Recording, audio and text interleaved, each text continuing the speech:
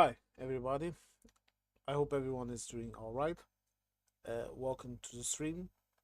Hi, everybody. I hope everyone is doing all right. Today, I will be talking a bit about the news from a European perspective. I'm going to be addressing President Trump's visit to China, and then we are going to talk a bit about it. All right.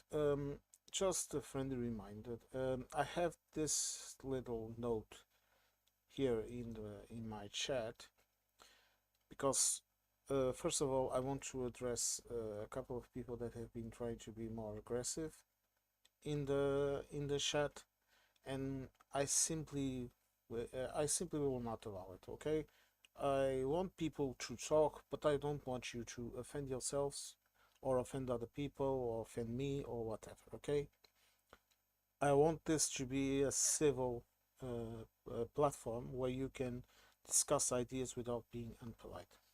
Good afternoon, Vertigo. I have also decided to put in the chat a little information because the type of software that I'm currently using, it has a slight delay. So sometimes my answers might not be in par with your interaction. So a little delay will be happening. Okay. Bloody Portuguese. Why, Vertigo? We're nice people.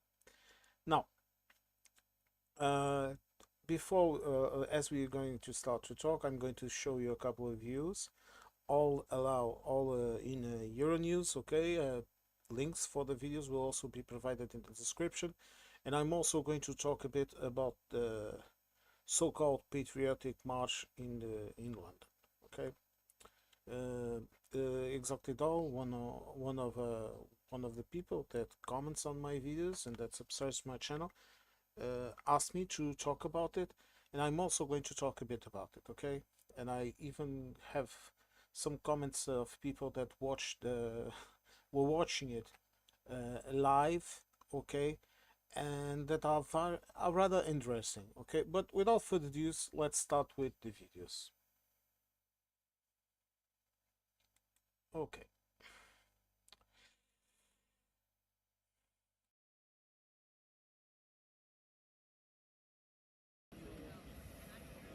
US President Donald Trump arrived in Beijing on Wednesday evening for a state visit to China, greeted by Vice President Han Zhen during a welcome ceremony.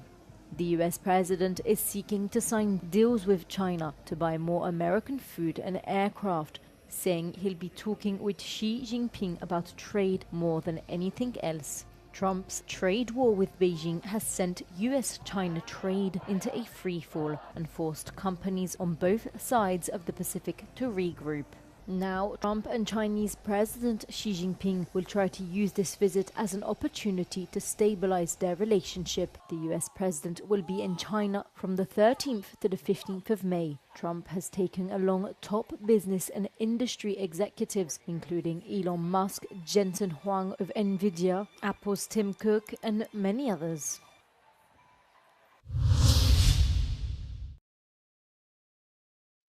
All right.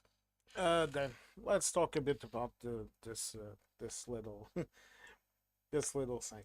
Now, um, this is a video, and it's showing you the first time the first time. I'm sorry, I'm a bit tired. Pardon me. This is a little video. I have around 4 videos for us to see, and this one was showing as Trump arrived in China. He arrived with all of his entourage that included a lot of media oligarchs and people with money, and essentially from the first interaction with the Chinese, Trump was treated as uh, a second grade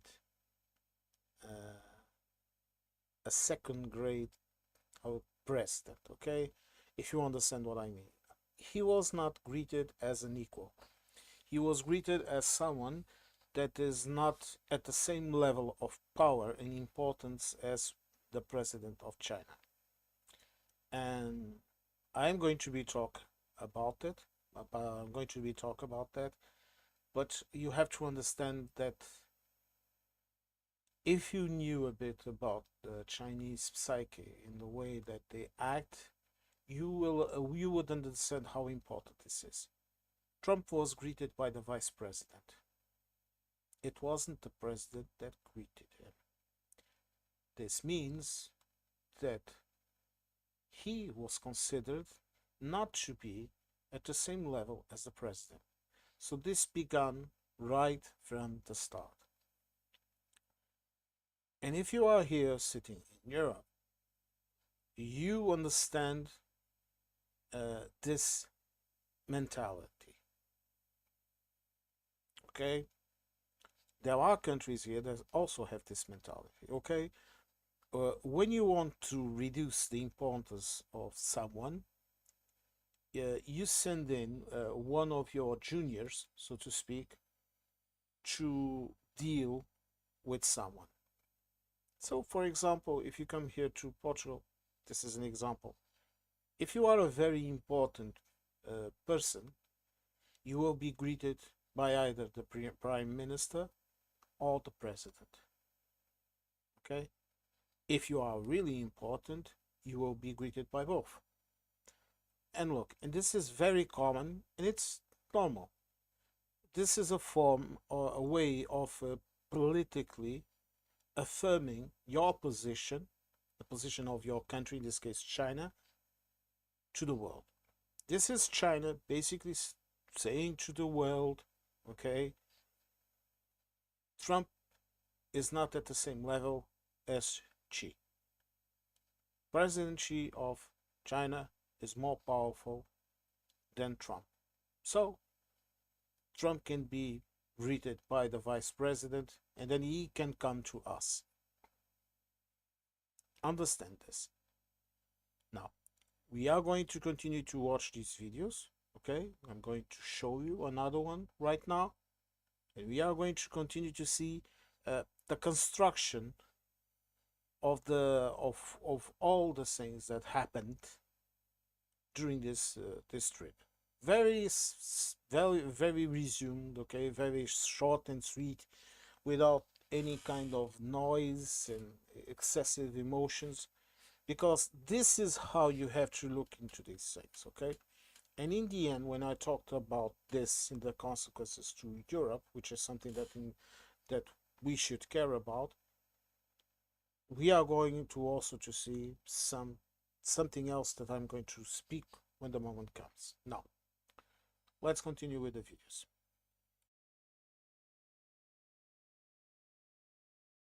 We've had a fantastic relationship. We've gotten along. When there were difficulties, we worked it out. On behalf of all of the great delegation that we have the greatest businessmen, the biggest, and I guess the best in the world. And they're here today to pay respects to you and to China.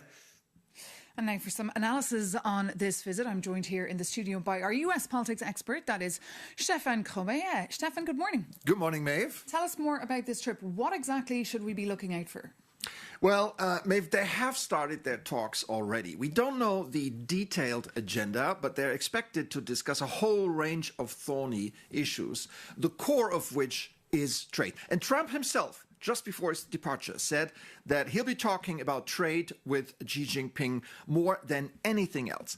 Now, Trump is flanked by 17 CEOs of big American corporations, Elon Musk among them, and he's seeking to strike deals with China to have them buy more American products, from food to aircraft. Remember, the trade war with China that Trump started has sent the bilateral trade into freefall and forced companies from both sides of the Pacific to regroup. Now, the Chinese side wants a more balanced economic relationship, a more stable relationship, and they seem to have the better cards.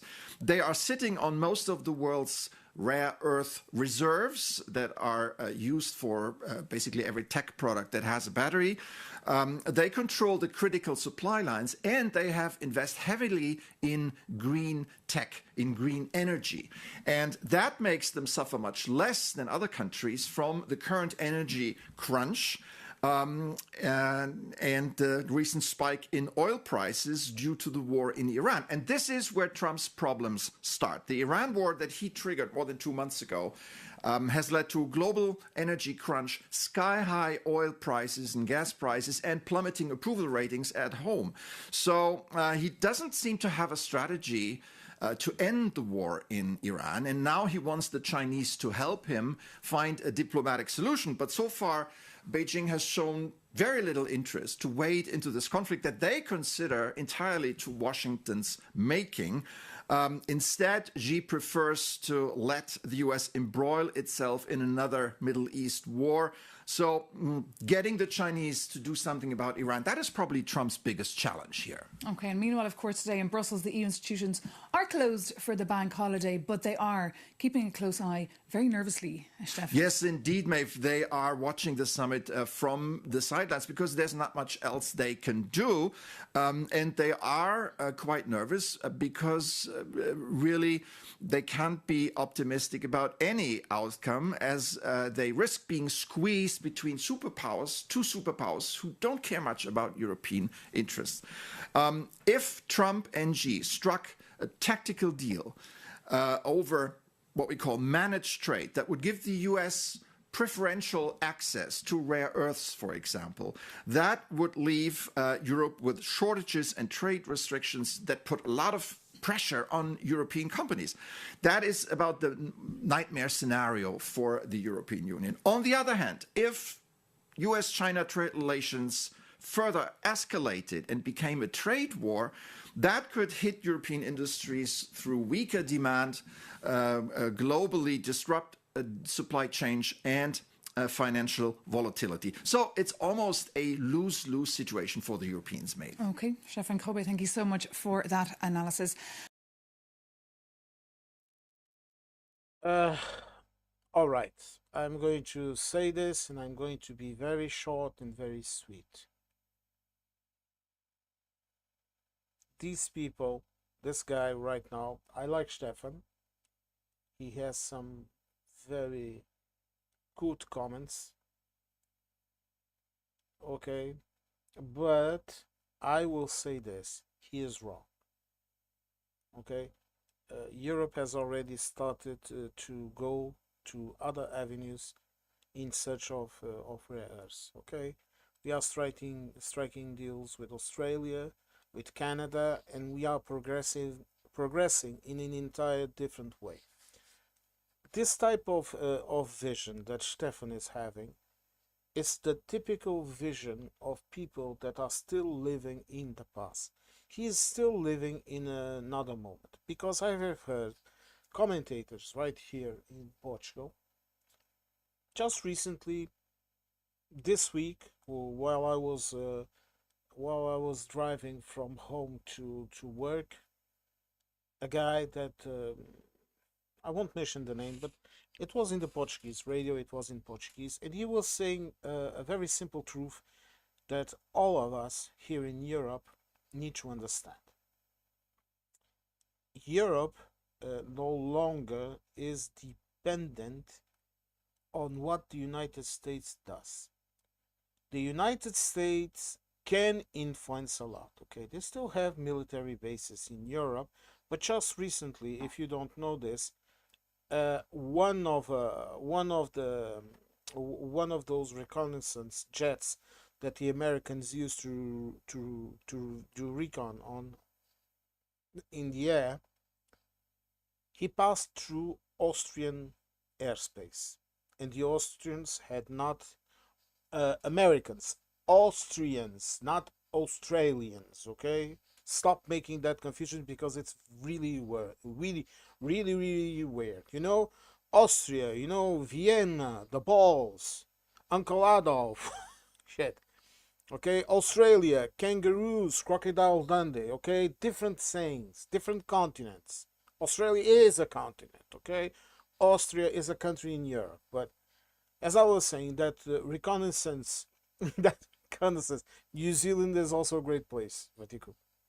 Uh, a reconnaissance American plane asked for permission to go over Austrian airspace in the so-called corridor of the Alps. Okay, it's a corridor, it's an air corridor in the region that allows for easy access to Turkey and to the Middle East and all of that. And the Austrians said no. But the Americans, who disrespected the orders of the Austrians, and they put their plane in. Now this week they sent in another plane, and you want to know what happened?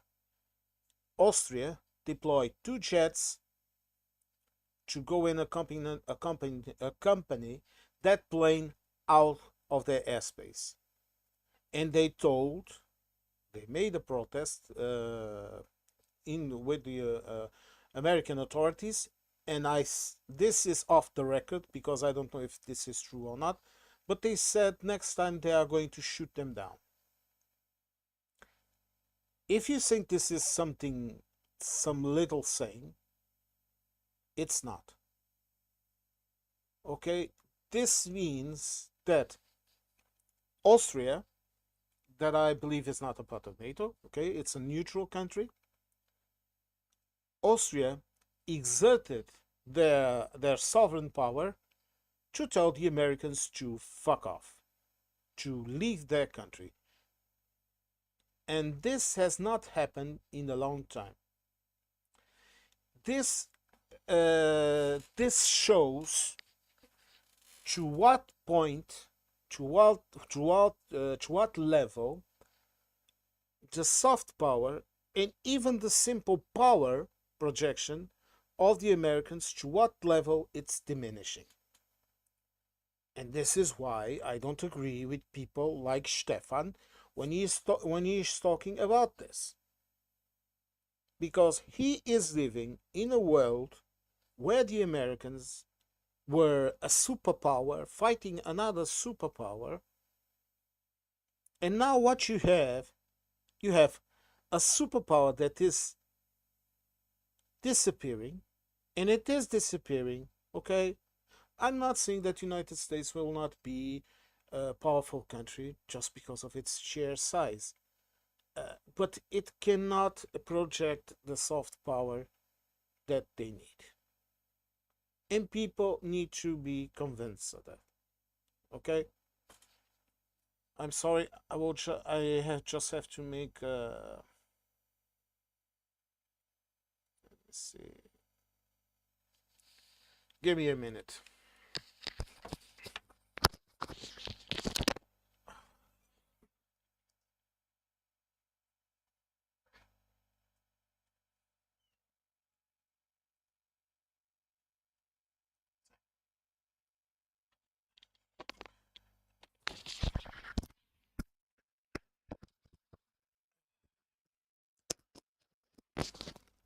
I'm sorry. I just had to close the door because you see my little kitty, she comes into the room and she opens up everything to the world. I'm sorry. But kitty troubles. But as I was saying, uh, I don't. This is why I don't agree with people like Stefan when he's talking about this, because he has still not understood how low the power of the United States has become. That power projection. Okay, I even see it here in Portugal. Look, our government told the Americans you can refuel your planes in our base in the Azores, but if you start passing weapons, those big carriers and all of that, if you start passing those planes through that base, we are going to deny you access to the base. Portugal, for God's sake. Do you understand? And the way that they are, I don't know what they were talking about, but I have talked about this in another video. They are trying to bribe us into buying their jets and buying some other material. And apparently our Prime Minister told them that the safe agreement in Europe for the subsidies to rearm, okay, they say we have to spend that money here in Europe, in European companies. So it was out of their hands. This is the rumor, okay? But afterwards, the second trip, it was even more disgusting, because that prick wasn't that American prick. He was trying to bribe us into removing the bases from Spain and offering those bases to us. Yes. Do you realize how disgusting this seems for us?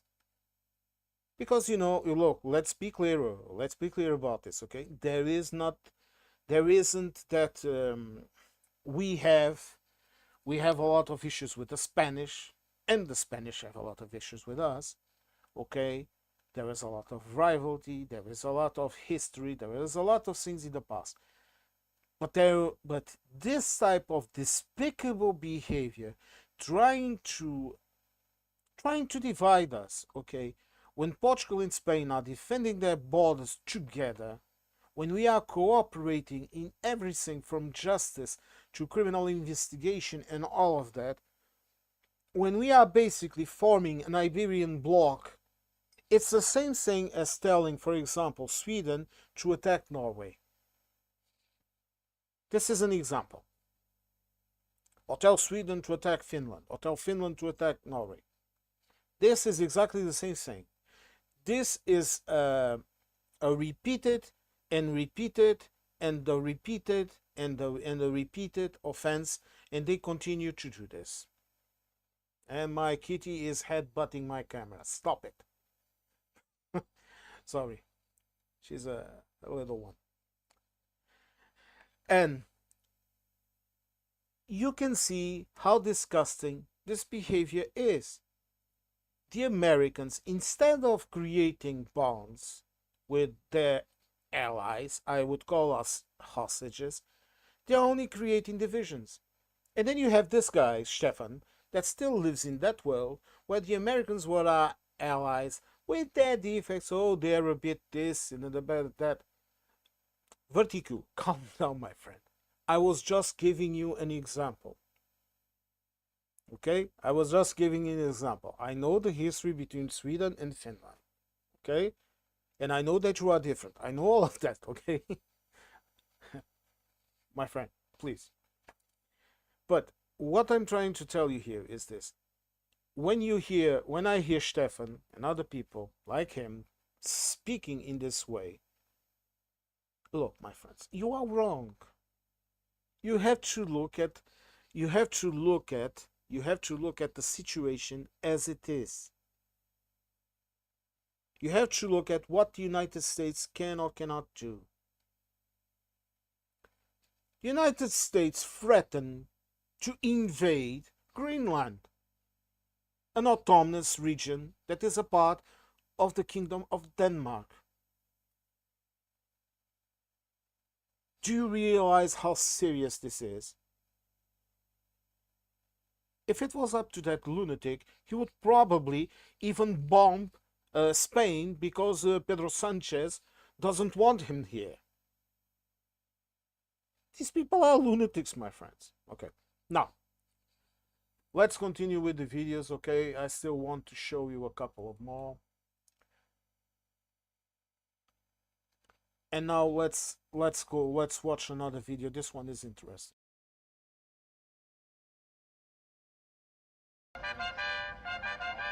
U.S. President Donald Trump and Chinese leader Xi Jinping kicked off high-stakes bilateral talks in Beijing on Thursday. Trump was welcomed on a red carpet at the Great Hall of the People. After the welcome ceremony, Trump and Xi entered the hall for their meeting, where they discussed topics such as trade, the Iran war, and Taiwan. Chinese state media report that Xi highlighted Taiwan as the most important issue in China-U.S. relations. He warned that not handling it properly could lead to conflict between the two countries. Problem, we worked that out very quickly. We're going to have a fantastic future together. such respect for China, the truth.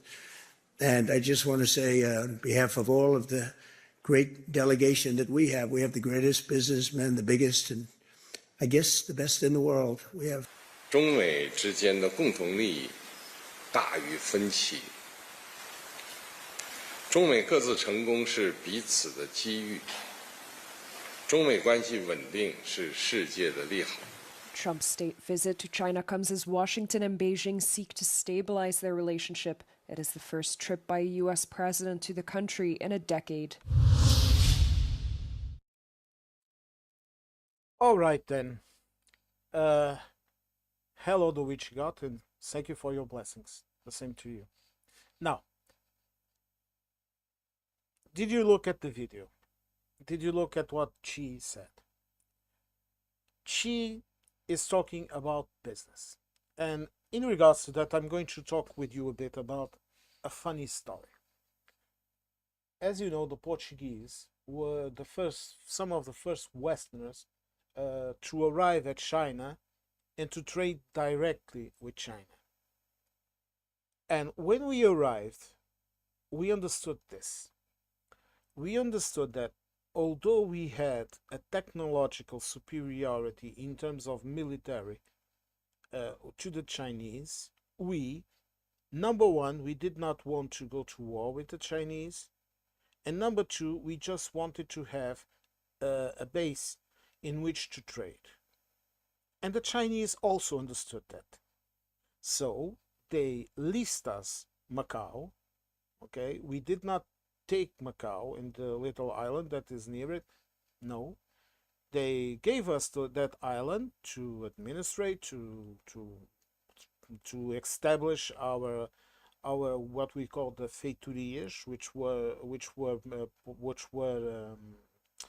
were trading posts, and that was it. And then we started to trade with China, and we started even to be intermediates between China and India and Africa and Europe. Okay, and the Chinese saw that this was good because this way they did not have to depend on Muslim traders that used to dominate the land routes into China, and they would not be subjected to the constant wars and problems in those routes, and they would not have to pay extortionary prices. They could sell their goods to the Portuguese, and the Portuguese could sell them to the rest of the world and bring other goods to China. Okay, and there was this comment of a Portuguese trader in China, and that he told the Portuguese king when he was speaking about how to trade with China, all of that, like a report to your president, okay? And he said this to the Portuguese king. He said that the Chinese, you should never trust the Chinese, but you should never try to fool them. The best way to deal with the Chinese is to be honest, but always make sure that you are not tricked by them. So this has been this way ever since that moment. That line of thoughts, that way of thinking of the Chinese has continued to this moment. I'm sorry, Verticu, what do you mean? Verticu, I'm giving you an historic set. Okay, I'm trying to explain to you how this translates into the world today. I'm just trying to tell you that the Chinese, this way of them thinking, this has not originated now.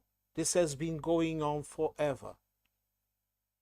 Okay, this is what I'm trying to say. Okay, I'm sorry, but I didn't understand. But if you have a question, please put it in the chat and I will answer. Okay, now, as I was saying, what you see right now is She is just telling to Trump to behave.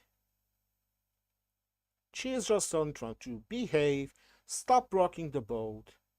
Like he said about the Thucydides paradox, he's telling the Trump, you already lost this war, so stop it. Behave yourselves. I'm sorry, this is the allergies, folks. He's telling them, please stop behaving this way, okay? We need peace and quiet. We need to trade. You want us to buy your little foods and bring some money to your economy and maintain this apparency, this like keep up the appearances, okay? You want to keep this, okay? It's done. But just remember this: we hold all the cards, and you better behave yourselves. Now, how is this dangerous to Europe? It's dangerous if the way the Chinese are trading and the way they are acting becomes aggressive, just like Trump made America more aggressive right now. So I will not advise anyone to have any kind of Schadenfreude in relations to what is happening to the Americans right now. And in this point, I don't agree, but I will say this about what Stefan said. I will tell you this: you do not want to weaken the United States too much. Right now we need to continue to develop our autonomy in regards to the United States, especially in terms of the military. The United Kingdom, and I am going to talk about the protests that happened today, okay, after we are done with this part. The United Kingdom needs to realize that it is a part of Europe. The British need to realize, okay, that they are a part of Europe. And they need to stop this shit. Because right now you want to know what the United Kingdom is. I'm going to tell you what the United Kingdom is. The United Kingdom is that lonely gazelle that's ran away from the herd, and that is now being looked at by all the predators in the flame. So you either get your shit together, or you are going to be eaten alive. Okay. Hi, Viper Scott. Thank you for coming. As I was saying this, I'm trying to tell you this. Why am I telling you all of this? I am telling you that we need to be autonomous. We need to have a EU army. We need to have a European version of NATO. We need these connections, these military alliances, these economic alliances with Canada, with Mexico, with Mercosur, with Australia and New Zealand and all. We need this. Okay? And people better start realizing that everything has a compromise. But we need this because if we are united, like Mark Carney said, talking about the middle powers, if we have a lot of middle powers, we have influence. And this is what we want, okay? So this is why I don't agree with Stefan when he talks about, oh, Europe is being sidelined and now it runs the risk of being crushed by these two superpowers. My friend Stefan, there is no USA superpower. The USA is a gang hood, one of those, I'm gonna pop a cack on your ass, okay, you understand? He's one of those guys with a Gucci belt and a big gun. You understand? And she is the guy standing behind a bulletproof car telling them to shut up. Okay? And he's going to shut up. But we do not want and we do not need a complete weak USA. And I don't know if they are going to get their shit together, and frankly, I don't care. The only interest that Europe might have in this is to have a stable USA. But right now, we need to do all of this work to replace the Americans in our military bases with EU armies. Okay, we need to do this. Frankly, I have had discussions with people here, right here in my country, because people here are still not going with the flow and rearming quicker. They are discussing a lot of things, but they are being too slow in rearming. And this is why some parties here have risen in power, because they are realizing this, and they are realizing, my friends, we need bullets, we need drones. And even if we have a very good army, we have a good army, okay? I'm not going to deny this, okay? I even have family that is in the army. I know we have a very competent army. But it's not big enough. And I don't like this. I don't like to be I don't want a world in the future where we will have to have big armies to defend ourselves, or competent armies and drones and all of that. But look what happened to Ukraine. This is what can happen to the entirety of Europe. And it might not be Russia doing it. It might be the United States. Or China, who knows? Or whoever comes up. I don't want us to be living in this world where we will all have to rearm. But the truth is, we are going to need it. Vertigo, I know, my friend. I know. Now, folks, now let's watch another video. This one is also interesting because the US has planned troop deployments to Poland, but now he's going to cancel it. And, well, aren't you surprised? Let's watch the video, folks. She would like to see a deal. The United States has cancelled the deployment of 4,000 troops to Poland, following a growing diplomatic rift between Washington and Berlin.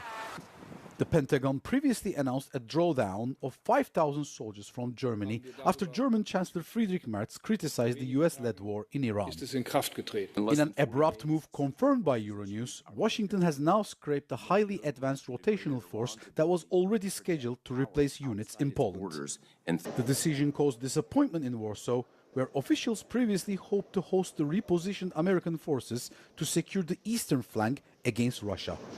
Polish President Karol Nawrocki stated on Wednesday that his country was ready to receive the troops, but Polish Deputy Prime Minister Władysław Kosiniak-Kamysz sought to downplay the cancellation on Thursday morning. NATO Secretary General Mark Rutte also sidestepped the issue during a press conference in Bucharest, while alliance officials insisted the move would not affect core deterrence and defense plans. Some disappointment. Now, let's talk a bit about this. This follows up on the removal of 5,000 troops from Germany. And now he's not going to deploy troops in Poland.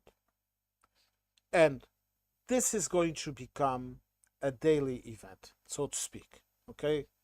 I'm not saying they are going to empty out all of their bases, but if you guys are of my age bracket, you will remember what happened before the USSR started to disintegrate. The first symptom of what happened after Glasnost with the first, what was his name? I forget. Gorbachev. After what happened in Glasnost with Gorbachev, it was that slowly but surely the Soviet Union started to remove their troops from the Warsaw Pact countries. Okay, they started to have a weaker military presence in those spaces where they traditionally fought over influence with the United States. Okay, the so-called communist satellites or whatever. Okay, in the Arctic and all of that, they started to have a very reduced staff presence. Why? Because the Soviet economy could no longer support them. And even glasnost, it did not solve many of their problems. Okay, we all remember those people talking about it. Okay, like for example, going into one of those eastern countries of even Russia and paying and paying for a room with a watch or some shit like that, and all of those flea markets in the streets, all of that. We all remember that. And this is what's going to happen to the United States. You look, have no doubts about it, okay? They will. Let me just address a couple of things here in the chat. Hi, Al. Thank you for coming. Let me just Viper Scott here says, João, would they get the USA out of NATO? Is the easiest way to go, again, in my opinion. Well, let me just address this point. You are right. We are going to need to remove the United States from NATO sooner or later, or seriously diminish their influence. But right now, and I understand what Verticu is saying here. You're saying here in Europe and NATO, the biggest armies are Finland, Ukraine, and Turkey, and rising stars are NB7, Poland, and what is NB7? Please tell me. Poland and Germany. I understand all of that, but right now, if you removed all of the American troops from Europe, just like this, it would have a massive logistic impact. I'm not saying you would not be able, minus Finland. Okay, thank you. I'm not saying that you cannot do it. Okay, you can do it. Okay, if you come here, right here to Portugal. Okay, just recently, for example, I think it was last year, Portugal deployed 2 fighter jets in Britain because of some kind of intermission by a Russian fighter jet or some shit like that. I don't recall the start, but it was around the summer, so I think you can find it in the news. And this happens all over Europe. Okay, this happens all over Europe. But what I'm trying to tell you is that even if we don't like it, we have to be pragmatic and understand that if the Americans remove their troops this way, meaning not putting 3,000 troops in Poland, removing 5,000 troops from Germany, now they are going to remove people from, now they are going to just leave one base. It's all good for us. But remember this, American hospitals in the West, military hospitals, they are all in Germany. Do you understand this? All of those soldiers that are being wounded in the Iran war, and he's not talking about it, but international news have talked about it, they are being treated in Germany. Understand this, okay? And also understand that even if they cannot use these bases to do whatever they want, those bases are there. And so for now, there is that logistic defensive mechanism that we need. And this is why you remember what I was talking about, that it is in our interest to be autonomous. But you don't say that. USA Army is nothing. Come on. I'm not saying that US Army right now is in top tier conditions, okay? But they still have some strong elements, okay?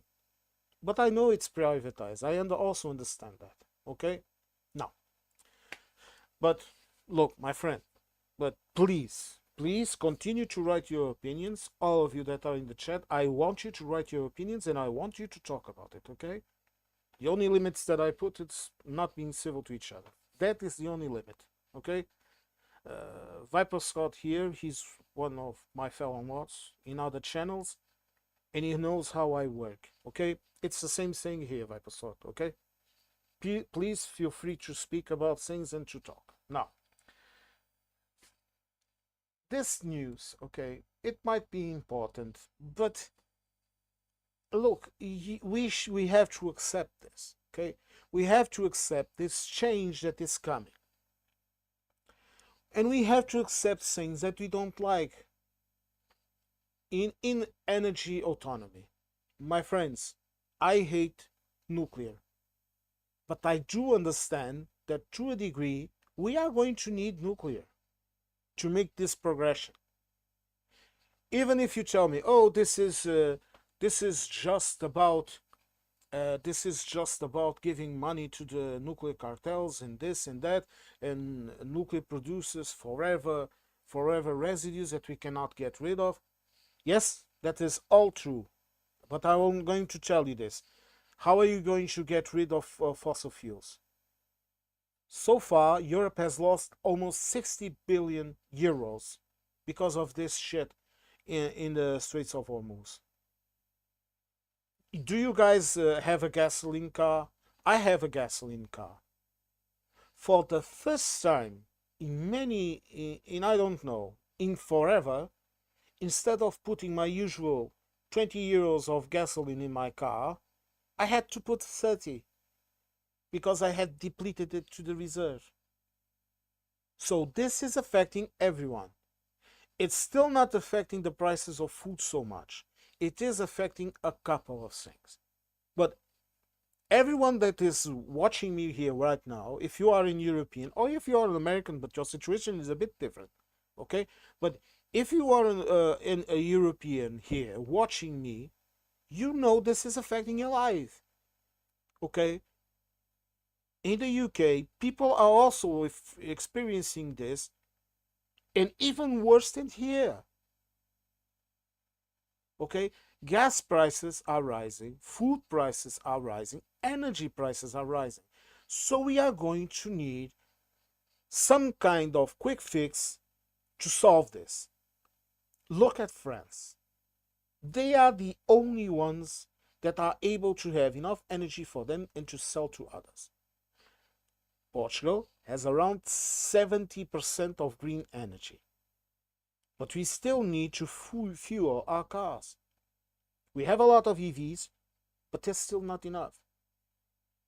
Me, for example, the next car I'm going to get is a hybrid because I need to. Right now, I'm not thinking about changing my car, but when I change, I will have to do that. And when you say me, you say every European. And is this okay for us to have this dependency on nuclear? Of course it's not. Okay, if you are like me, you remember Chernobyl. Okay, I have told this in the chats and I have spoken about this.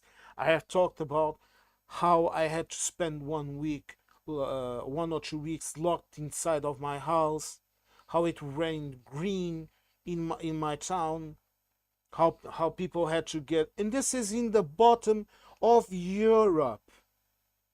Thank you, Alistair. From 50 to 75. Yes. Diesel is even worse, my friend. Yes, but I remember the farmers in my hometown having to get rid of all of the. I remember government cars came to bring transports to bring that food to be disposed of. Fresh food, grains, milk, everything had to be destroyed. Why? Because a freak wind dropped those residues in the clouds that came to my region of the country. And this happened all over Europe. And if you talk with someone from Eastern Europe, okay, from Scandinavia, from Finland, from the Nordic countries, from all of that region, it was even worse. Vertigo is here, we can talk about. But look, we need nuclear power. We are going to need it. I don't like it, you don't like it, but we know. Okay? Now, folks, now let's watch another video, okay? Because if you have come just now, you know that I am showing you a couple of videos to report the visit of Mr. Trump, and then in the end we are going to watch a video with the latest news in Euronews. The links for all of the videos is going to be in the description. Let's watch how they wrapped the meeting up, okay? Let's watch this video.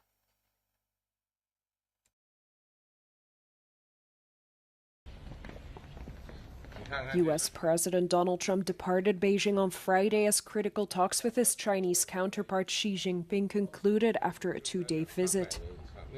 Both leaders claimed progress was made in stabilizing relations between the two countries, but critical differences appear to still remain, especially on the topic of Taiwan.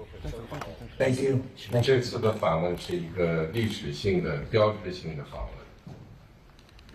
这个迄今我们已经达成了一个新的两国关系，就是建设性的战略稳定关系。这个可以说是一个里程碑式的一个访问事件。 Trump said progress was also made regarding trade, claiming fantastic trade deals were made but without providing further details. The two also spoke about the Iran war, with Xi saying that he wanted to help negotiate an end to the conflict and reopen the Strait of Hormuz. We did discuss Iran. We feel very similar to Iran. We want that to end. We don't want them to have a nuclear weapon. We want the straits open. Very little information was provided on what trade agreements were struck during the summit, though Trump said in an interview with U.S. media that China agreed to purchase 200 Boeing jets. And finally, on Taiwan, Xi warned Trump that missteps in handling the issue could lead to conflict with the U.S. All right, now this one was a very interesting part, and especially some of the things that the president, the Chinese president, sorry, President Xi, talked about, and also some of the communications, official communications of the Chinese government. And this is basically China telling the United States that you are not going to interfere in this Taiwan situation. If China decides to take over Taiwan, you are going to shut up like a little good boy, and stay in your corner of the room. This is basically what is happening here, okay? Don't translate it into anything. But you ask me, will China invade Taiwan? Doubtful. I don't know, okay? I'm not a seer. But it is doubtful that China would forfeit its moral authority over the middle powers as the new hegemon of the planet. If you don't know what the term hegemon means, it means the greatest amongst the greatest, as a leader of several countries. Okay, this is what the hegemon means. It comes from hegemon, and I don't know how the term is in English, but it's hegemonia, which means dominance. Okay, China has a new hegemon.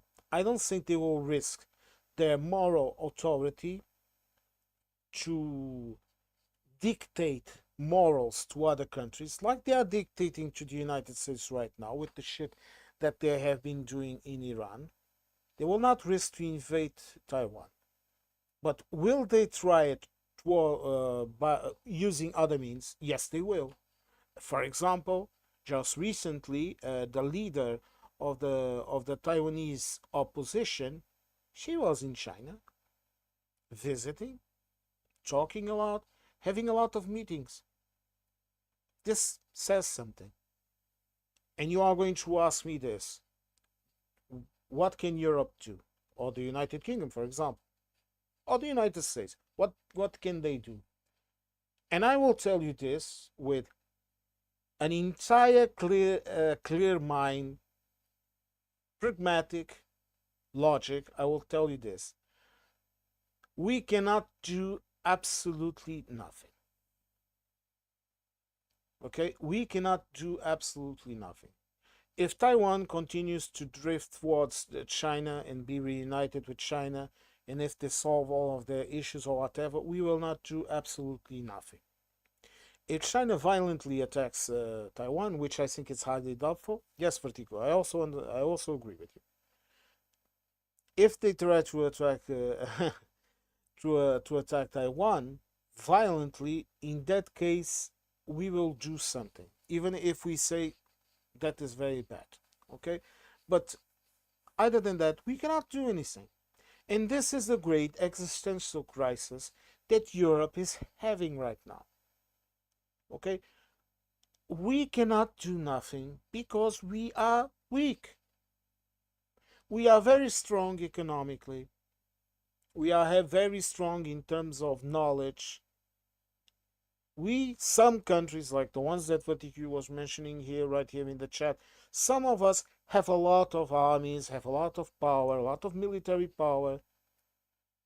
But my friends, having that power and not being able to project it, like the United States has been doing for so many decades, you cannot interfere in that way in the world. And the second question I will also ask is, should we?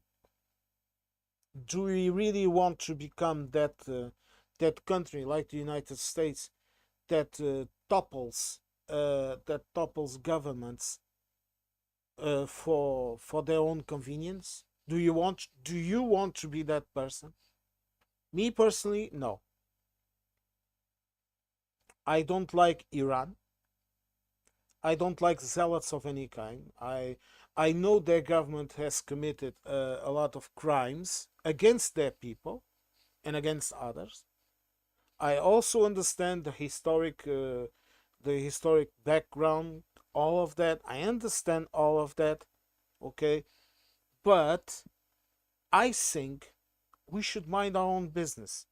This does not mean that we should not say that is incorrect. This does not even mean that we cannot sanction countries and people. Why not? You are acting like an asshole, okay, then we are not going to trade with you and your people cannot enter in my country and vice versa. You want to act a bit more like a decent human being, then okay, we can do business, we can do this and we can do that, okay? And there I go again, I agree with Mark Carney when he says these things. Because the way that he acts and the way that he talks, it's a bit a little like the way I think. Why did Mark Carney allow the Chinese to import a quota of electric cars to Canada? Because that will decrease the price. If you watched, for example, I advise you to go and watch the videos by God the Leaf. Okay, he's right here in YouTube. It's God the Leaf. Okay, I encourage you to go and watch his videos, and he talks a lot about all things Canadian.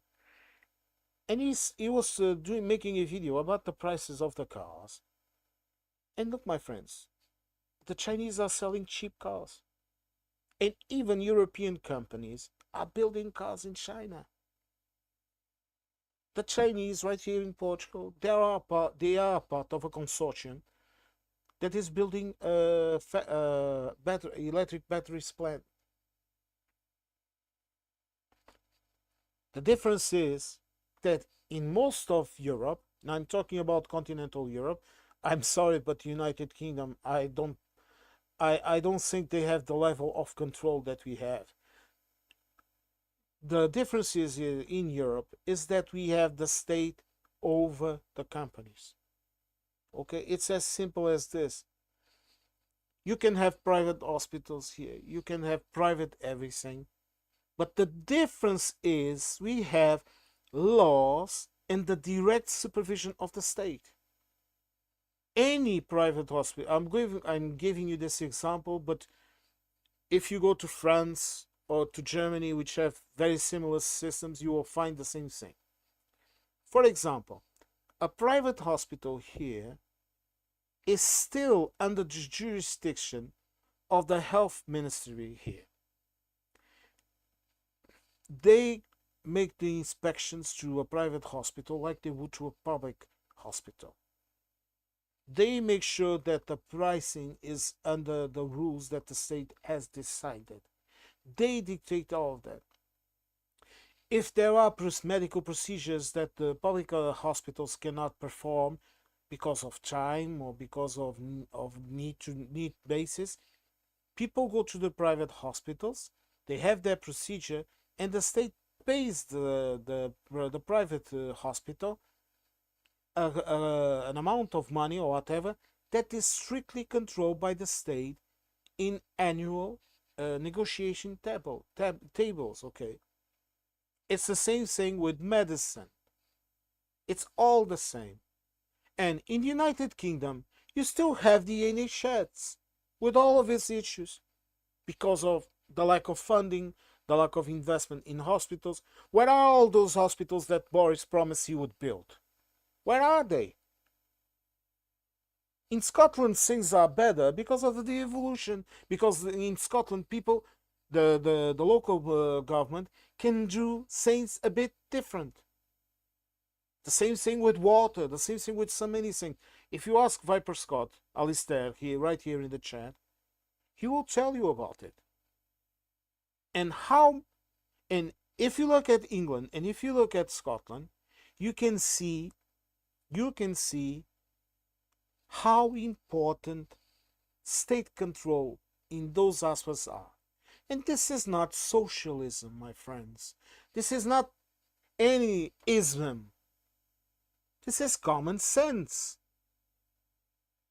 When the Americans say Europeans are not really capitalists, you are all Marxists and this and that.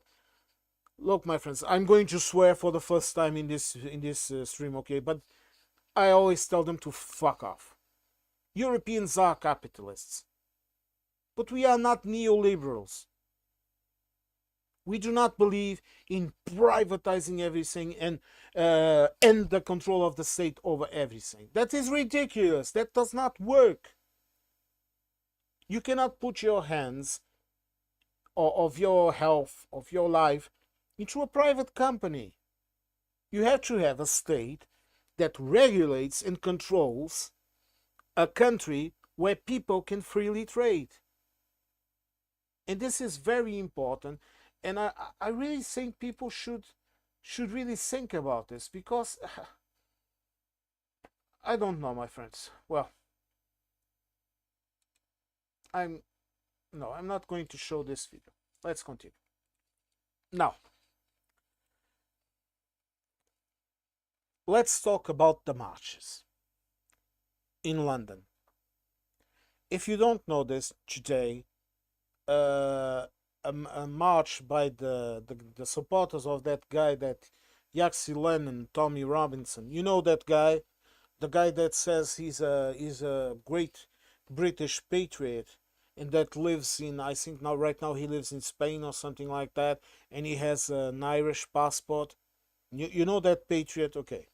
They had a march like they had last year, where they all wave their little flags around, and then they have a rally with that blonde chick talking, and Yaxi Lennon and all of them talking a lot and saying the same shit all over and all over again. Okay, as I was saying in the beginning of the stream, exotic doll. I hope that you don't mind that I tell that it was you that pointed this subject out to me. She told me to check it out, and I went into and check it out. Thank you, Alistair. Okay.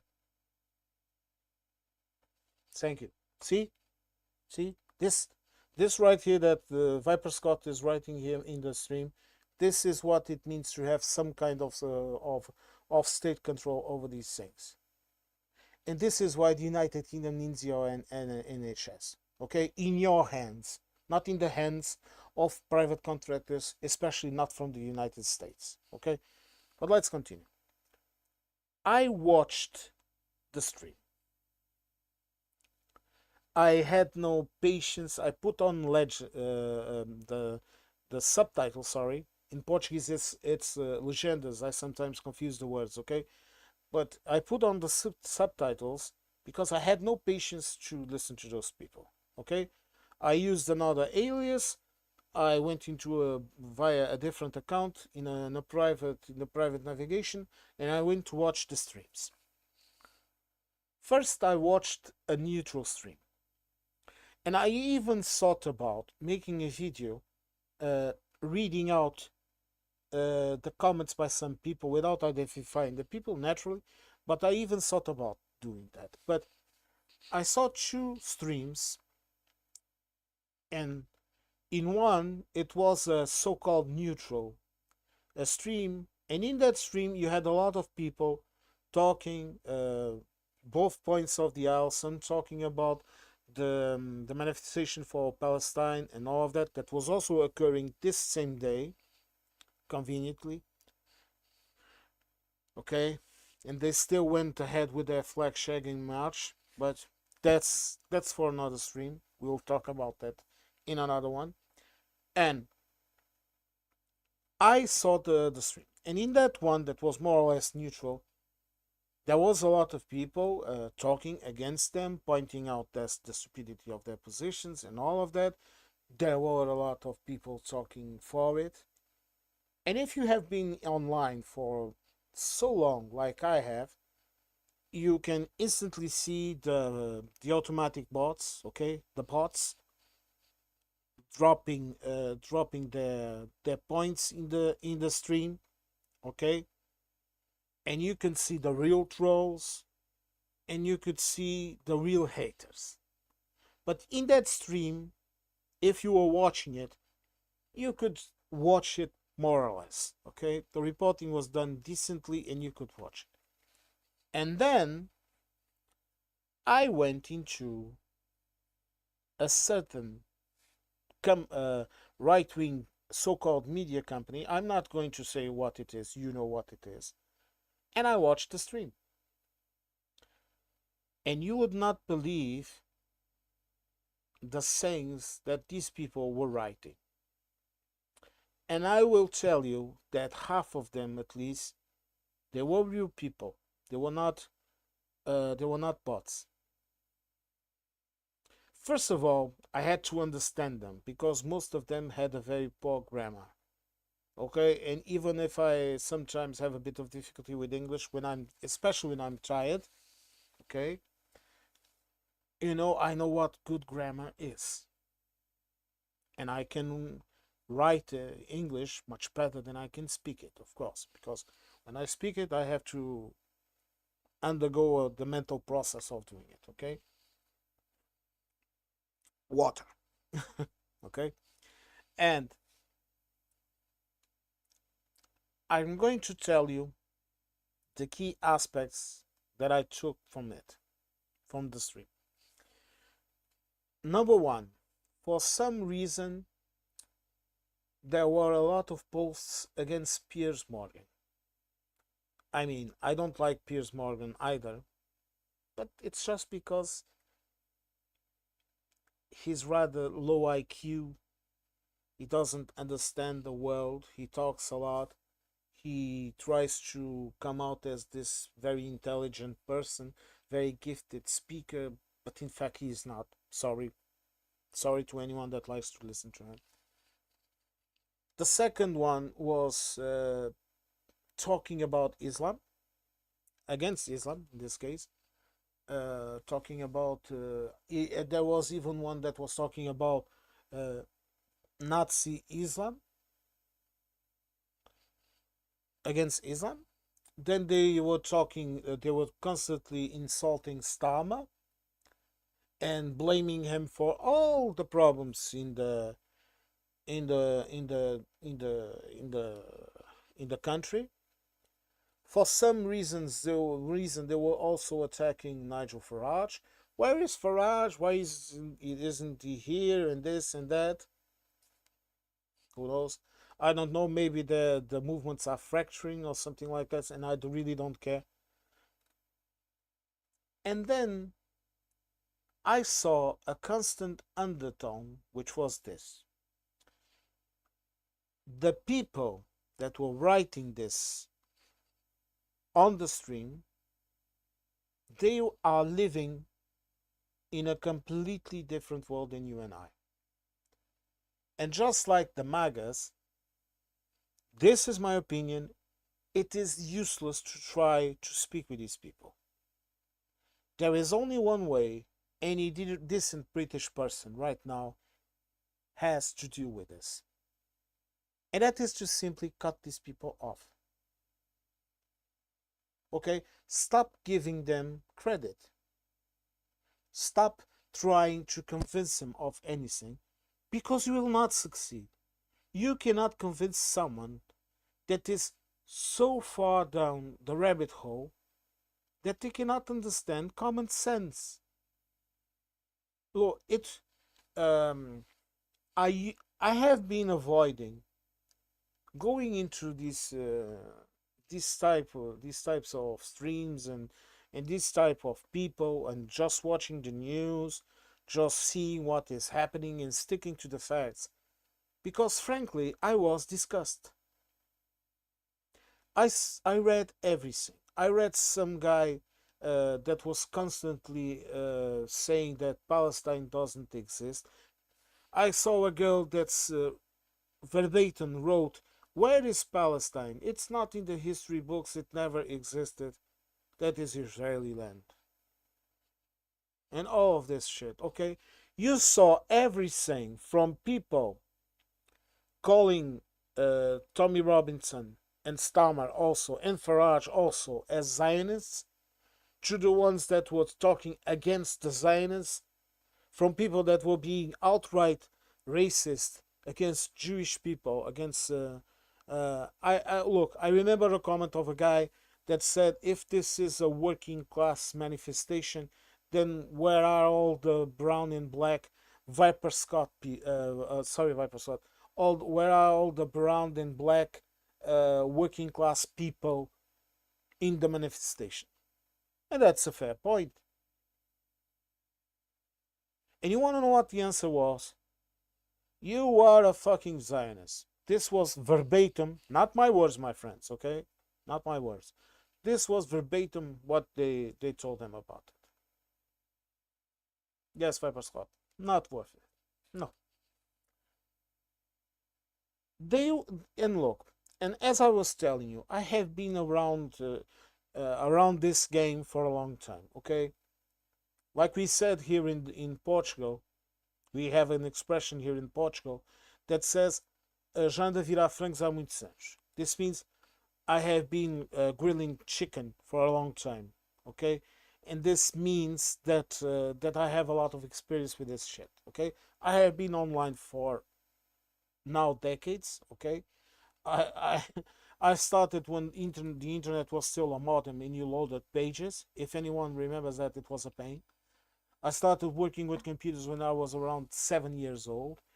Okay, I'm not claiming to be an expert, but I know a lot about all of this shit. And hello, person impersonator. Thank you, and hello. Now,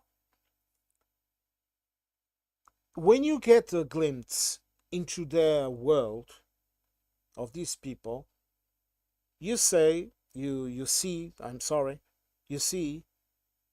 it's useless to try. The only way you can convince these people, the Brexiters, the reformed idiots, okay, sorry, idiots. The only way you can convince these people is by presenting reality to them. These people can only be convinced that they are wrong if you tell, if you do, if you present reality to them. In a way, it's good that reform is the majority in so much councils, because this way you can show people what a shit job they will do and how many of them have already resigned. And in the other way, of course, you have Farage that is now parading around the world as if he was the prime minister. And look, you should not blame exclusively these people and reform. You have to blame Starmer too. As I said in other streams, in comments, look, I'm always very open about my opinions. Starmer was a huge disappointment. The first thing Keir Starmer should have done when he went up into that stand and made his victory speech, the first thing he should have said would be this: Brexit was a total mistake and we need to find ways to reverse it. And he didn't do it because he wanted to please these people. He wanted to please the same people that will never vote for him and that will continue to do these manifestations of ignorance on the streets. You cannot please these people. I have spoken about this also. I have people in my life, family members, that I have completely cut off. Completely. Because it is not worth it. Starmer should have had the balls to do something about it. And right now, he is leaving the country in a situation that some of you that play chess, you will know what I'm talking about. He's leaving the country in a zugzwang situation, meaning whatever he does, he loses. There is a slight possibility that if he takes measures right now that are strong enough to influence the way the economy and everything is progressive in the United Kingdom, if he is able to do that, he might survive, or he might survive time enough to give Labour, Greens, and Lib Dems a leverage over reform. Because right now, dumb people are voting in reform because all they see on TV is reform. You that live in Britain, in the United Kingdom, in the Union, all of you that live in the Union, you know far better than me that this is what is happening. Verticu. I said that this stream was about Trump, about Europe also, and about the United Kingdom. Okay? And I said I don't know if you listened to me, but I said in the beginning of the video that I would be talking about the marches and about all of this. Okay? Okay, my friend? So, now, as I was saying, the United Kingdom right now is in this situation. And how are you going to get out of it? Well, frankly, I don't know. Okay? I'm sorry, but I don't know. Because your politicians have put the union. I'm not going to refer to it as a country, okay? I don't want to offend anyone.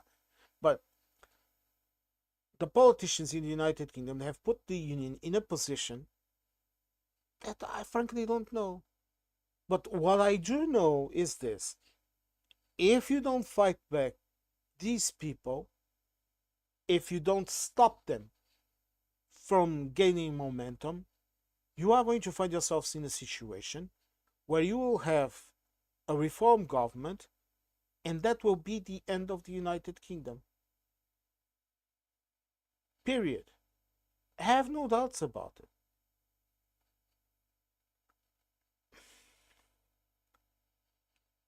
Thank you, Viper Scott. You have to understand this. And I'm not saying this because of the political ideas of reform. No. I'm saying this because of the sharing competence of these people. They are not competent enough. Even the conservatives have a better idea of what to do with power than they do. A reform government would start taking measures to feed, to give some red meat to their supporters. They would start taking measures that would destroy the United Kingdom, like leaving the ACHR, okay, like trying to make demands to Europe, like aligning with some kind of Trumpian America, or whatever comes after it. If people choose this, this path, you're done for. And what I'm trying to tell you is this: you are going to have to fight it, okay? You are going to have to fight it in every avenue, okay? Look at Hungary. Do you realize how hard it was to kick that fat bastard Orban from Hungary? But the Hungarian people, they never gave up. They continued to fight. 16 years. And he was actively destroying the democratic institutions in Hungary to become a dictator. This was exactly what he was doing. And if you elect a person like Farage, you are damn sure, you can be damn sure, that he's going to do exactly that. And he's going to continue to lie, and he's going to continue to tell you that everything is peachy, while in meantime, he does not do anything about your economy. He will tank your economy, because, and this has been told, I have heard this, okay? No one told me. I have heard this from a European MP saying that the Farage government would have zero cooperation from Europe. Okay. Well, Vertigo, I don't know if it's that obvious, but let's see. Let's see. Let's see.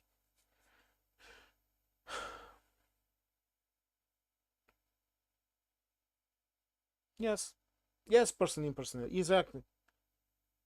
If I, oh look, person in person, I was talking about how I went into the streams, the right-wing streams of the marches in London today, and that was precisely one of those movements. They were just talking about immigrants and grooming gangs and blah blah and blah blah and blah blah. Farage will Viper Scott. This comment is from Viper Scott 1. Farage will close down all parliaments other than Westminster 1 and trash all folks' rights as the UK has no constitution. Yes. The so-called Bill of Rights reform government will write it. Yes. Yes. That is another weakness you have. You need a constitution. And look, I keep telling this to people. You like your kings and queens so much, keep them. That does not stop you from having a constitution.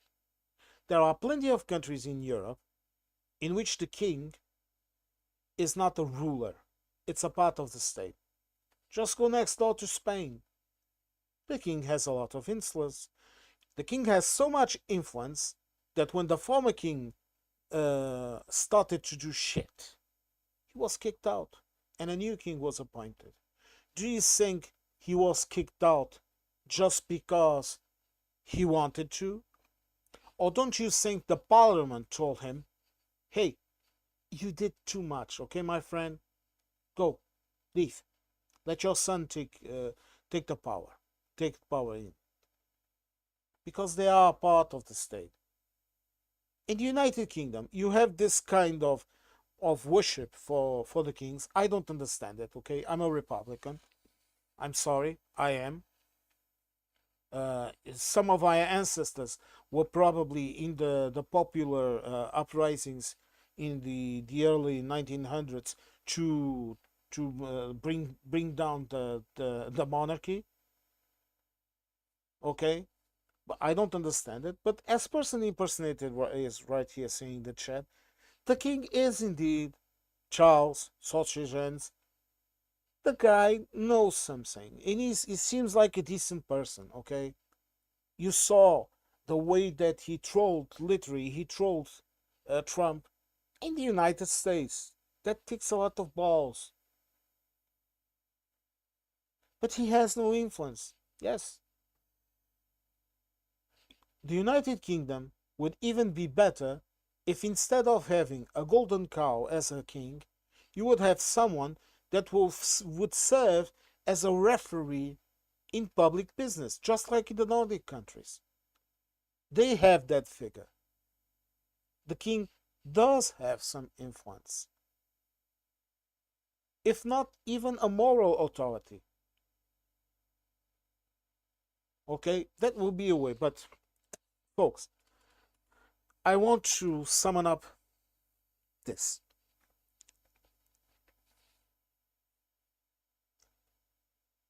Now, before I wrap it up with Trump and my considerations on this visit to China and the influences of this on Europe, I want to wrap up this part of the manifestations and all of that. All of these manifestations, these marches, are happening because the state allows them. Around here, and I'm talking about Portugal and Germany, okay? Around here, nationalistic marches are banned. And there is a reason for it. You can make a manifestation for your country, for your flag, but you cannot do it if you put politics in that way. If you display, for example, in Germany, if you display a swastika, for example, and around here we also have some symbols that are forbidden, you cannot do it. You can be an asshole in public, okay? We have the right wing party here, Chega, which is a populist right wing, okay? They are the number 2 force in parliament, and a lot of them are assholes, okay? Yes, a lot of them are really, really big assholes, okay? But even they know the limits of what they can do and say, because they know they cannot change the constitution, because there are safeguards each step of the way. In the United Kingdom and in Germany, it's the same. And in the United Kingdom, like Viper Scott was talking here in the chat, you have a Bill of Rights. What is that? Do you understand? I know it's very important, and I know it works when you have decent people obeying it. But you don't have a constitution.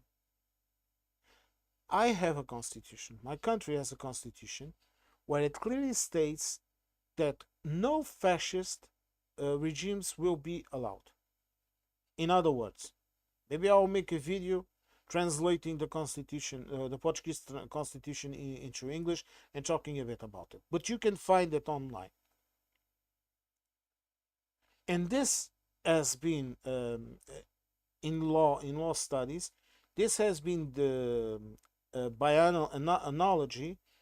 This banning of fascist regimes means that there are no authoritarian regimes of any kind in my country. Okay, this is a way to do it.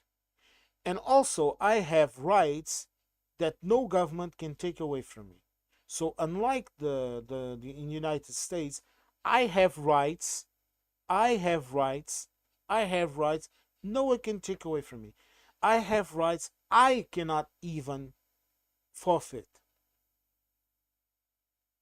It's all written. If you come here to Portugal and you pick up a law book of any kind, a law code of any kind, be it a criminal law book or a civil law book, all the little rules, the little regulations, the little items that are in those books, they all have to obey the Constitution. Because we have a constitutional tribunal that surveys over these things, and that it will not allow any government, any president, to present a law that is against the Constitution. And this gives you a legal leverage that you in the United Kingdom do not have. Because what do you have? Okay, I have this Bill of Rights that tell me I have the right to this, I have a right to that, I have a right to be, I don't know, to be free and roam the glen. You understand? It's all very, very, very small. It's not concise enough. I will tell him that he could. Okay, this is very, very small. This is very inconsequential. Okay, because if you have a judge, if you have a person judging you that is a decent person that you cannot influence, those laws, that Bill of Rights, okay, it will be taken into consideration without any kind of flexibility. But if you have, like we have here, I will do it, Vipersoft. But if you do it here, a judge here in Portugal or in Europe, okay, a judge here in Europe, that judge cannot, I repeat, cannot dictate law.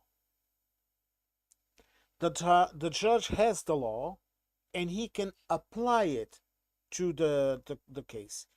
This means that a citizen that comes before a courthouse in a similar situation to another citizen, each case will be appreciated separately. But the person that is judging them will be barred of taking a spoken approach to the law. This is why when we talk about if you go to law school here, they will tell you about this. Okay, I went there for 3 years. I didn't finish my degree. Okay, and this is why they divide law in between the so-called continental law that comes directly from Roman law, and then with the Napoleonic reforms. Okay, Napoleon gave constitutions to almost all countries in Europe. Okay, and you have the so-called Anglo-Saxon law. This is how we call it, okay? Which is the type of law that you have in the United Kingdom, the type of law that you have in the United States, and in a mixed way, because it has a lot of continental law influence, that you have in Canada or in Australia or New Zealand, for example, or South Africa, okay? And the difference is this. The difference is that in the UK you have, for example, this Bill of Rights. Okay? And this Bill of Rights says that a citizen is entitled to this, it's entitled to that, and that is it. And then the judge passes the law, dictates that law to the citizen. So it passes through the filter of a judge. So the judge is technically making law, because then you will have a decision that can be used in the future by other people, okay, and say, look, the judge in this case decided this way. So now you should apply this. And this becomes speaking the law. The judge is no longer is no longer applying the law. He's speaking the law because he is broken. The bond is broken, and you have a filtered version of the law. While here, the law is always there and static. It changes over time, of course. For example, we apply by analogy to air traffic the same laws that used to bound uh, road traffic and sea traffic. Okay, ferry. You understand what I'm trying to tell you, okay? And this is how things works. The same thing with rights. This is why, for example, you cannot call a worker here when the worker is outside of his working period, okay? Or when the worker is on his vacation and all of that, okay? This is why we have this, because the laws continue to progress. And if you have this in the UK, right now you would have a weapon to use against people like Farage. But you don't have it. And I don't know what is going to happen, but what I'm trying to tell you is this. Stama, with all his defects, is better than Farage. He's not perfect, but I hope that he's at least able to hold on the boat until a moment when either Labour can have someone more competent, someone without all of this bias, or if the Greens or Lib Dems are able are able to grow a bit more in the polls and get more votes. Because if you have a reform government, it will be a complete disaster. And this is all I will talk about in regards to that. Now, let's finish up with this. What we witnessed today, these days, with the travels of little Trump in Chinaland, okay, what we witnessed today in this moment, it was though China showing the world that the United States is no longer the top dog. It's as simple as this. And now, all of us here in Europe, and I'm including the United Kingdom in this, we are going to have to move our asses. We have to get snappy with it. This is why I am waiting anxiously for the next meeting of the Parliament and of the Commission and all of that, because I want to see what they are going to do about this. Because you cannot just stand still, all right? We need to take measures immediately. And like I was telling you, we will have to sacrifice some principles. Like me, who will know completely against nuclear. Look, my friends, if we have to do it, then we have to do it. It's a risk, but might have to do it.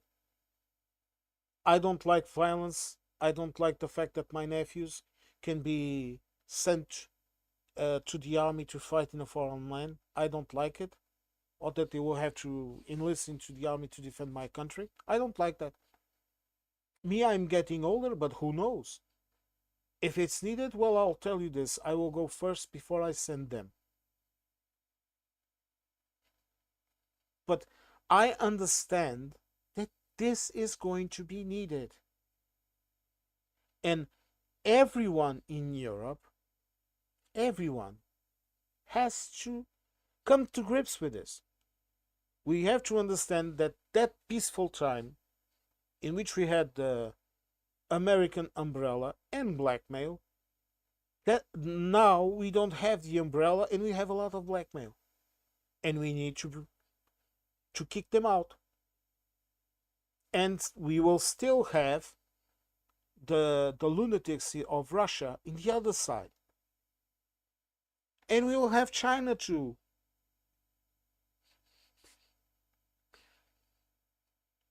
This is a fundamental truth. Okay? We have to grow more militarized. We have to militarize Europe in order to survive. And we need to be united because we are going to need it. And this is why, I'm sorry, Verticu, I know your position. This is why the UK has to be a part of this too. Because look, if you stay in the periphery, your life is not getting better.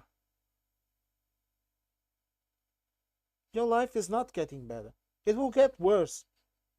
And if you elect someone like Farage, look, I will tell you this. If you are a Democrat, if you are a normal person, and if you can do it, I will tell you this. If you elect a reform government, apply for jobs in Europe. Leave the country. Let me just read in the chat. Person impersonator. Yes, Ro.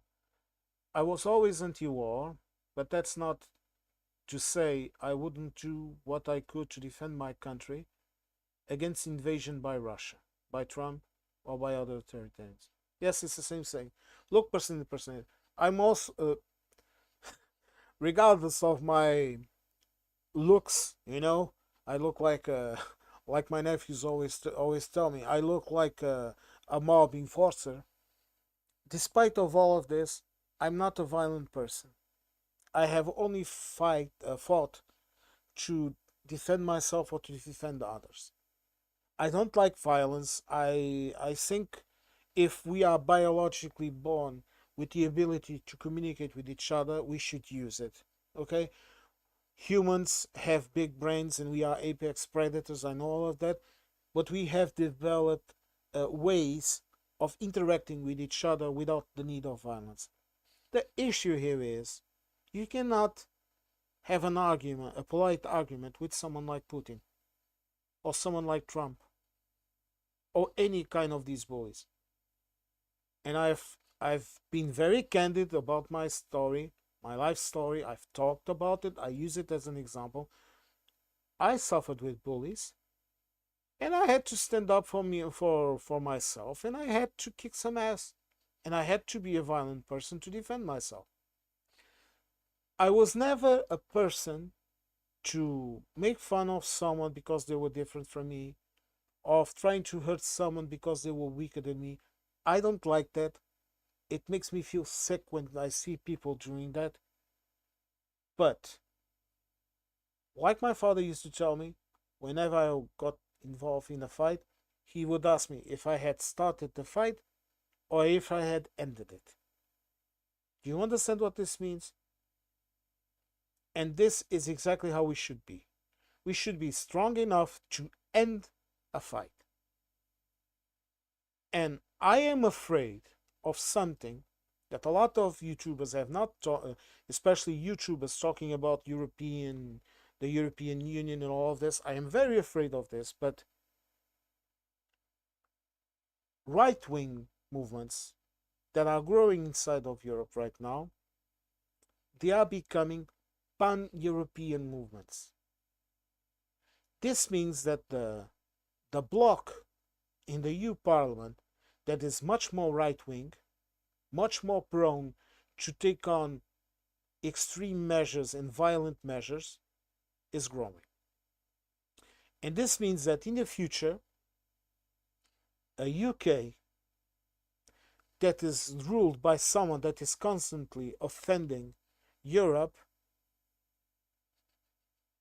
it might find itself not as being this is what happens now, ignored or taking or being allowed to interact with Europe and being a part of all of this effort with Ukraine. That the United Kingdom has been a key element in keeping Ukraine fighting. Okay, let's not beat around the bush. Let's say things as they are. But beyond that,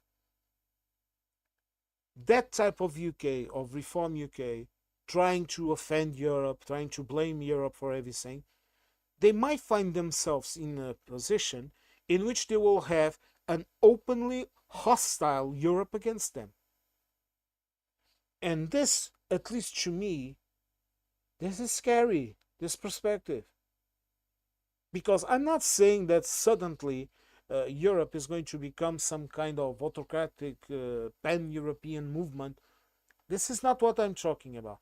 I'm talking about specifically your policies. Because right now, you have a part of the parliament that is much more prone to be pragmatic, to negotiate things, just like the negotiations with the United States. Okay, what does Europe buy from the United States? Okay, energy and weapons, and little more. This is why we don't give a fuck about the. There I go swearing. I'm sorry. This is why we don't give a fuck about the zero tariffs for their products, because we're not going to buy them. No one is buying American Fanta. No one is buying American beef. No one is buying American cereals or whatever. No one is buying it, okay? We just want to keep that oil and gas flow continuing because we cannot buy them from the Russians.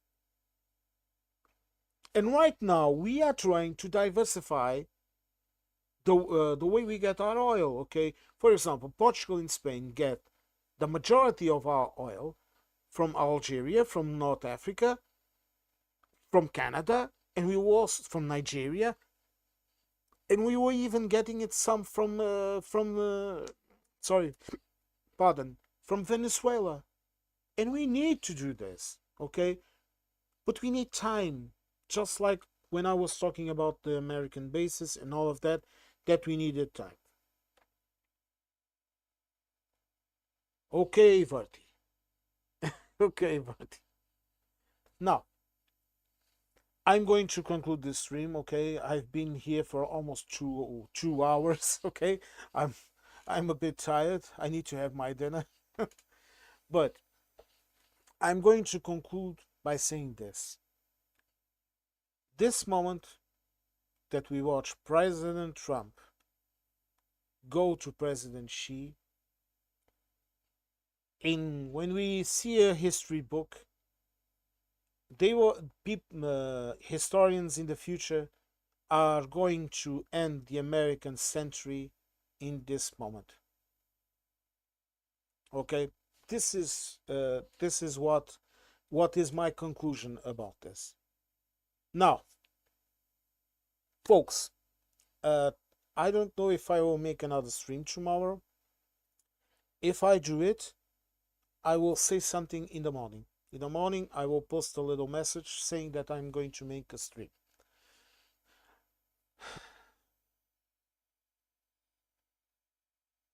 I'm sorry, Verticu, but I understand. Okay, folks, going to write in the chat because as I said in the beginning of the video, there's a slight delay here and sometimes things get mixed up, okay? But folks, have a great weekend and take care. Thank you very much for coming and listening to my rants. There, you can see now that I really have quick fingers. Well, let me just say this. Verti, I'm going to drop a comment on all shots and ask him to contact you as soon as possible. Okay? And I think Viper Scott has said here he is going to do it. Now, Person Impersonator, VertiQ, Viper Scott, and there was someone else also here in the strat, L, and all of you that came in and lurked and listened to my my little rant. I thank you very much. You guys and girls, you make this worthwhile. Thank you for listening to my rants, and I'm I promise you I'll continue to do some videos, and I'm going to do those videos that you were suggesting, Viper Scott, about the Portuguese constitution and all of that and the rights. I'm going to look into it, and I'm going to try to make a video about it. Folks, have a great weekend, and thank you very much.